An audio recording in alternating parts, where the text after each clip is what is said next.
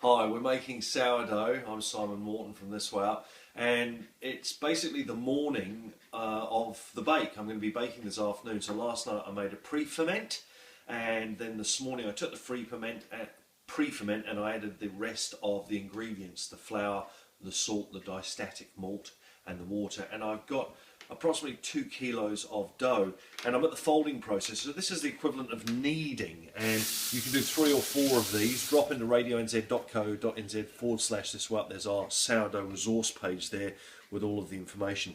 So I'm moistening my hands, and here's my dough. Come on in and have a look. It's basically been next to the fire. It's at about 22 degrees.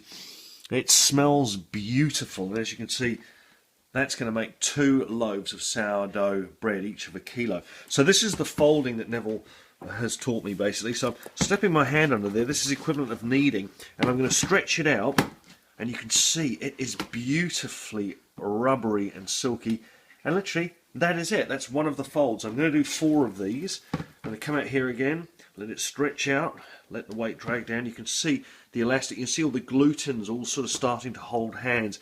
It's got beautiful elasticity. It almost feels slightly soapy and silky.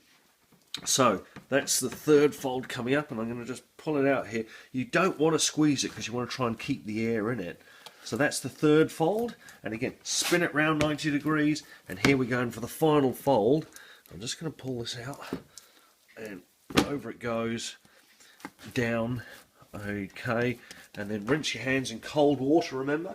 Cold water makes the flour and the dough come off. And then a little bit of a spray of water. Remember, use filtered water or water that hasn't got chlorine in it. So you can do that by just leaving your water in a pan and the chlorine will evaporate, or you can boil the water, let it cool, and then stick it in your bottle.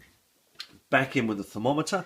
I'm monitoring the temperature of my dough, and then that'll go back near the fire. Now, quickly, while you're here, this is the Dutch oven that I'm going to be using. So this is where I'll essentially going to cook off my loaf. It's going to go in here. It's actually going to go into there, and then I'm going to put this lid over it and cook it in this oven. And there's my other one there. So I'm going to be doing 2 loaves today, and we should have fresh sourdough in about 3 or 4 hours' time if everything goes to plan. Cheers.